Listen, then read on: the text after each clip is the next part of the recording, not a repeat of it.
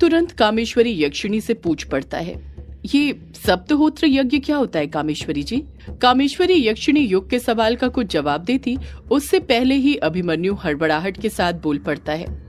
सप्तहोत्र यज्ञ वो यज्ञ होता है जिसमें 7 यज्ञ किए जाते हैं। वैदिक काल में 7 प्रमुख यज्ञों को सप्तहोत्र यज्ञ कहा गया है, जिनमें आग्नेयम यज्ञ, आप्तोपस्ति यज्ञ, वाजपेय यज्ञ, ज्योतिष्टोम यज्ञ, सात्रु यज्ञ, अश्वमेध यज्ञ और पुरुषमेध यज्ञ प्रमुख है। कामेश्वरी यक्षिणी अभिमन्यु की बात में हामी भरते हुए कहती है, अभिमन्यु बिल्कुल सही बोल रहा है, लेकिन कामेश्वरी यक्षिणी अपनी बात पूरी करती है उससे पहले ही डायना हैरानी के साथ कामेश्वरी यक्षिणी से कहती है, इसका मतलब कामेश्वरी जी आप तारा के साथ 7 यज्ञ करने वाली हैं? कामेश्वरी यक्षिणी हाँ में अपना सिर हिलाते हुए कहती है, हाँ डायना, मैं इन 7 दिनों में 7 यज्ञ करने वाली हूँ, पर अभिमन्यु ने जिन यज्ञों का भी जिक्र किया है उनमें से मैं कुछ ही यज्ञ करने वाली हूँ, बाकी यज्ञ दूसरे हैं। युग तुरंत कामेश्वरी यक्षिणी से पूछ पड़ता है, आप कौन कौन से यज्ञ करने वाली हैं कामेश्वरी जी? कामेश्वरी यक्षिणी युग के सवाल का जवाब देते हुए कहती है, तारा के साथ पहले दिन जो मैं यज्ञ करने वाली हूँ वो है आग्नेयम यज्ञ, वो यज्ञ जिसमें अग्नि की पूजा की जाती है ताकि समाज का उत्थान और पुनर्निर्माण हो सके। दूसरे दिन जो मैं तारा के साथ यज्ञ करूंगी वो है श्रोतामणि यज्ञ, जिसमें इंद्रदेव को पूजा जाता है। तीसरे दिन जो मैं यज्ञ करूंगी वो है वाजपेय यज्ञ, जो शक्ति की वृद्धि के लिए किया जाता है। चौथे दिन जो मैं यज्ञ करूंगी वो है ज्योतिष्टोम यज्ञ, जिसमें समस्त देवों की पूजा की जाती है, जिससे उनका आशीर्वाद प्राप्त किया जाता है। पांचवें दिन जो मैं यज्ञ करने जा रही हूँ वो है सात्रु यज्ञ, जो पृथ्वी के कल्याण के लिए किया जाना अत्यंत आवश्यक है। इससे ही वो काले साए की शक्तियों का काला जाल जो धीरे धीरे फैल रहा है वो कम होगा। कामेश्वरी यक्षिणी एक गहरी सांस अपने सीने के भीतर भरती है और फिर बोल पड़ती है, छठवें और 7वें दिन जो यज्ञ मैं करने जा रही हूँ वो सबसे महत्वपूर्ण यज्ञ है। उनका पूर्ण होना अत्यंत आवश्यक है, उसी से तारा की बची हुई दैवीय शक्तियां जागृत होंगी। यामिनी हैरानी के साथ कामेश्वरी यक्षिणी से पूछती है, आप छठवें दिन कौन सा यज्ञ करने वाली हैं माँ? कामेश्वरी यक्षिणी जवाब देती है, जिस प्रकार देवताओं में विष्णु, वैष्णव पुरुषों में शिव, शास्त्रों में वेद, वर्णों में ब्राह्मण, तीर्थों में गंगा, पुण्यात्मा पुरुषों में वैष्णव, व्रतों में एकादशी, पुष्पों में तुलसी, नक्षत्रों में चंद्रमा, पक्षियों में गरुड़, स्त्रियों में भगवती, मूल प्रकृति राधा, आधारों में वसुंधरा, चंचल स्वभाव वाली इंद्रियों में मन, प्रजापतियों में ब्रह्मा, प्रजेश्वरों में प्रजापति, वनों में वृंदावन, वर्षों में भारतवर्ष, श्रीमानों में लक्ष्मी, विद्वानों में सरस्वती देवी, पतिव्रताओं में भगवती दुर्गा सर्वोपरि मानी जाती हैं।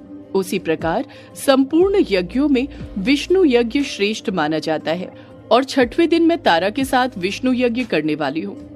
इतना कहकर जैसे ही कामेश्वरी यक्षिणी चुप होती है, यामिनी कामेश्वरी यक्षिणी को एकटक देखते हुए उससे तुरंत पूछ पड़ती है, और 7वें दिन कौन सा यज्ञ करने वाली हैं आप माँ?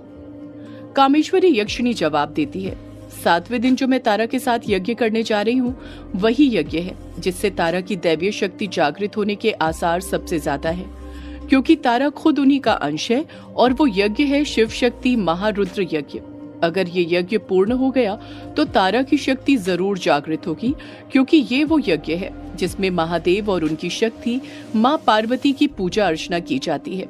उन्हीं की आराधना करने के लिए ये यज्ञ किया जाता है।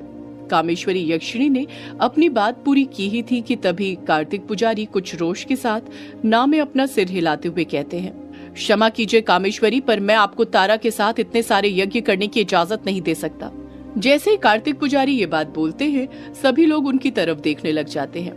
कामेश्वरी यक्षिणी हैरानी के साथ कार्तिक पुजारी से पूछती है, पर क्यों पुजारी जी, आप मुझे ये यज्ञ करने की इजाजत क्यों नहीं दे सकते? कार्तिक पुजारी कामेश्वरी यक्षिणी के सवाल का जवाब देते हुए कहते हैं, क्योंकि इतने सारे यज्ञ 7 दिन में पूर्ण करना असंभव है।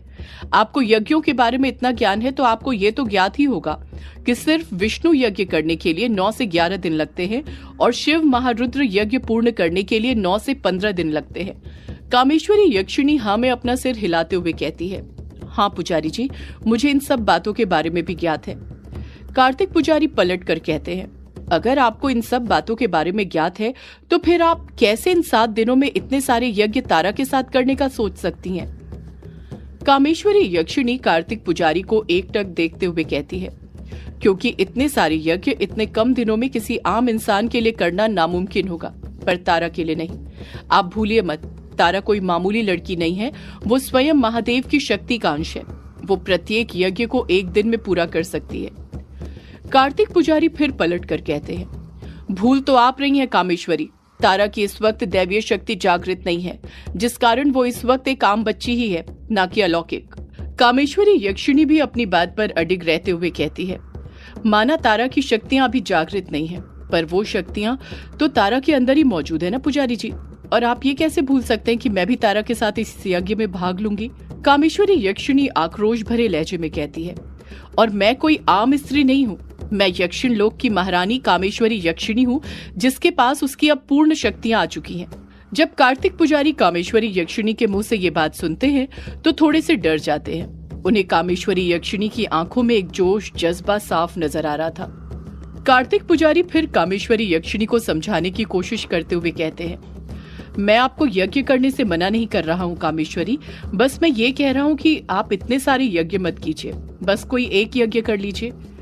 कामेश्वरी यक्षिणी कहती है, नहीं पुजारी जी, मैं आपको प्रत्येक यज्ञ का महत्व पहले ही बता चुकी हूँ कि क्यों वो यज्ञ इतने जरूरी हैं, इसलिए मुझे ये सातों यज्ञ ही करने होंगे।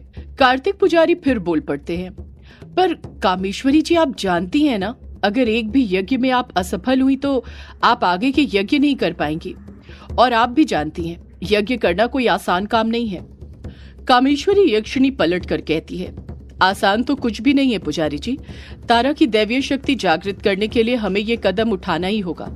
और रही असफल होने की बात, तो ये बात आप भी जानते हैं कि शंख रस को मंत्रों से अभिमंत्रित करने के बाद तारा की दैवीय शक्ति जागृत हो जाए, इस बात की भी कोई पूर्णतः संभावना नहीं है। पर आप भी प्रयास में लगे ही हुए हैं ना, तो मुझे भी अपनी तरफ से पूर्णतः प्रयास करने दीजिए। कामेश्वरी यक्षिणी की बात सुनकर कार्तिक पुजारी एकदम चुप हो जाते हैं, वो कुछ बोल ही नहीं पाते हैं। वर्चस्विनी बीच में बोल पड़ती है, क्या कहा कामेश्वरी जी आपने? शंख रस पिलाने के बाद भी तारा की शक्तियां वापस आए, इसकी कोई गारंटी नहीं है। कामेश्वरी यक्षिणी के कुछ कहने से पहले ही कार्तिक पुजारी बोल पड़ते हैं, हाँ यही सत्य है वर्चस्विनी। एक और बात है जो मैंने तुम्हें शंख रस के बारे में नहीं बताई, पर लगता है कि वो बात बताना अब अत्यंत आवश्यक है। वर्चस्विनी तुरंत कार्तिक पुजारी से पूछती है, कैसी बात पुजारी जी? कार्तिक पुजारी हिम्मत करते हुए कहते हैं, वो बात यह है वर्चस्विनी कि अगर शंख रस बनाने में जरा सी भी चूक हुई होगी तो उससे तारा के प्राण को भी खतरा हो सकता है। अगर शंख रस एक प्रकार से अमृत है तो उसके अंदर विष भी है।